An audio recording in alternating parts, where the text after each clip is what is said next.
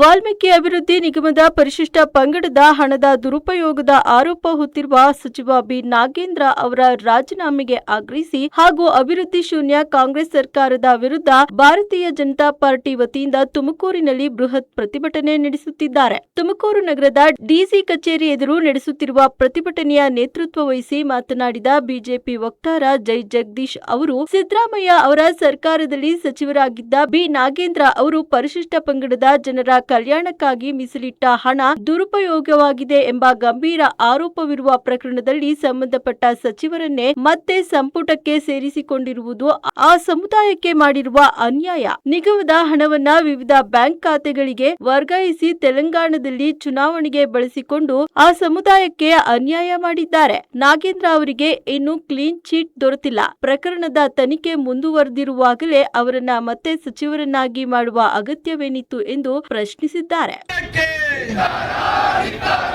ದಲಿತರ ಹಣವನ್ನು ಲಪಟಾಯಿಸಿ ತಿಂದಂತ ಕಾಂಗ್ರೆಸ್ ಸರ್ಕಾರಕ್ಕೆ, ದಲಿತ ವಿರೋಧಿ ಕಾಂಗ್ರೆಸ್ ಸರ್ಕಾರಕ್ಕೆ, 420 ನಾಗೇಂದ್ರನಿಗೆ, ದಲಿತರ ಹಣವನ್ನು ತಿಂದಂತ ನಾಗೇಂದ್ರನಿಗೆ ಬೇಕೇ ಬೇಕು, ಬೇಕೇ ಬೇಕು,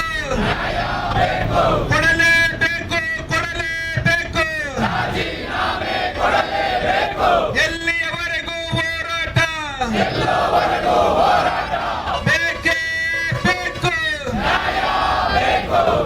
ಸಿದ್ದರಾಮಯ್ಯನವರ ಸರ್ಕಾರದಲ್ಲಿ ಮಂತ್ರಿಯಾಗಿ ಪರಿಶಿಷ್ಟ ವರ್ಗಗಳ ಕಲ್ಯಾಣಕ್ಕೆ ಮೀಸಲಿರ್ತಕ್ಕಂಥ ಹಣವನ್ನು ಸನ್ಮಾನ್ಯ ನಾಗೇಂದ್ರ ಅವರ ನೇತೃತ್ವದಲ್ಲಿ ಕಾಂಗ್ರೆಸ್ ಸರ್ಕಾರ ದುರುಪಯೋಗ ಮಾಡಿಕೊಂಡು ಪರಿಶಿಷ್ಟ ವರ್ಗದ ಕಲ್ಯಾಣ ನಿಧಿಯನ್ನು ಮನಸೋ ಇಚ್ಛೆ ಬಳಸ್ಕೊಂಡು, ಯಾವ ಕಾರಣಕ್ಕೆ ಬಳಸ್ಕೊಂಡು ಅಂದರೆ ತೆಲಂಗಾಣದ ಚುನಾವಣೆಗೆ ಆ ಹಣವನ್ನು ವರ್ಗಾಯಿಸ್ಕೊಂಡು ಇಲ್ಲಿರ್ತಕ್ಕಂಥ ಕರ್ನಾಟಕ ರಾಜ್ಯದ ಪರಿಶಿಷ್ಟ ಪಂಗಡಗಳ ಎಲ್ಲ ಜಾತಿಗಳಿಗೆ ಮೀಸಲಿದ್ದಂಥ ಹಣವನ್ನು ಅವರ ಕಲ್ಯಾಣಕ್ಕೆ ಅಂದರೆ ಗಂಗಾ ಕಲ್ಯಾಣ ಇರ್ಬೋದು, ವಿವಿಧ ಸಾಲ ಸೌಲಭ್ಯಗಳಿರ್ಬೋದು, ಸ್ವಸಹಾಯ ಗುಂಪುಗಳಿಗಿರ್ಬೋದು, ಮತ್ತು ಬೋರ್ವೆಲ್ಗಳಿಗಿರ್ಬೋದು, ಯುವಕರಿಗೆ ಕಾರ್ಗಳು ಕೊಡ್ತಕ್ಕಂಥ ಕಲ್ಯಾಣಕ್ಕಾಗಿ ಮೀಸಲಿರ್ತಕ್ಕಂಥ ಸುಮಾರು 89-90 ಕೋಟಿಗಳಿಗೂ ಹೆಚ್ಚು ಹಣವನ್ನು ಸನ್ಮಾನ್ಯ ಅವತ್ತಿನ ಸಿದ್ದರಾಮಯ್ಯನವರ ಸರ್ಕಾರದಲ್ಲಿ ಅವತ್ತು ಸಚಿವರಾಗಿದ್ದಂಥ ನಾಗೇಂದ್ರ ಅವರು ನೇರವಾಗಿ ಹಣವನ್ನು ದುರುಪಯೋಗ ಮಾಡ್ಕೊಂಡಿರ್ತಕ್ಕಂಥದ್ದಕ್ಕೆ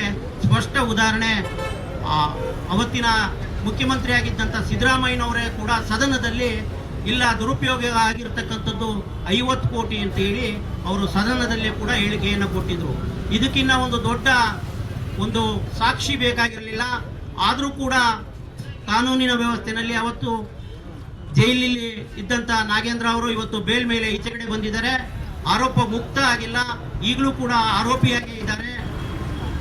ಆದರೂ ಕೂಡ ಆ ಒಂದು ಪಕ್ಷಕ್ಕೆ ಅವರು ಕೊಡುಗೆಯನ್ನು ಏನು ಕೊಟ್ಟಿದ್ರೆ, ಹಣವನ್ನು ಕೊಟ್ಟಿದ್ರು, ಆ ಒಂದು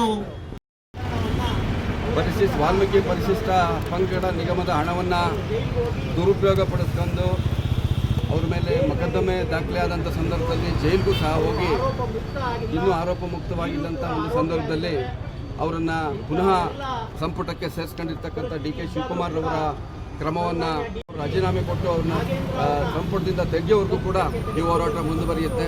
ಪರಿಶಿಷ್ಟರ ಕಲ್ಯಾಣಕ್ಕಾಗಿ ಮೀಸಲಾಗಿ ಇಟ್ಟಿದ್ದಂಥ ಹಣವನ್ನು ಇವರು ಖಾಸಗಿ ವ್ಯಕ್ತಿಗಳಿಗೆ ಟ್ರಾನ್ಸ್ಫರ್ ಮಾಡಿ ಆ ಒಂದು ಆರೋಪದಡಿಯಲ್ಲಿ ಇವತ್ತು ಕೋರ್ಟಲ್ಲಿ ಇನ್ನೂ ಕೇಸ್ ನಡೆಯುತ್ತಿರ್ತಕ್ಕಂಥ ಸಂದರ್ಭದಲ್ಲಿ ಇವತ್ತು ಅವ್ರನ್ನ ಮಂತ್ರಿ ಮಾಡಿದ ಕ್ರಮವನ್ನು ಭಾರತೀಯ ಜನತಾ ಪಾರ್ಟಿ ಉಗ್ರವಾಗಿ ಖಂಡಿಸಿದೆ. ಇವತ್ತಿಂದ ಪ್ರಾರಂಭವಾದ ಪ್ರತಿಭಟನೆ ಇನ್ನು ಅನಿರ್ದಿಷ್ಟ ಕಾಲವರೆಗೂ ಪ್ರತಿಭಟನೆ ನಡೆಯುತ್ತೆ. ಇಲ್ಲ, ಸಾಯಂಕಾಲವಾಗಿ ಬೆಳಗ್ಗೆ. Okay sir.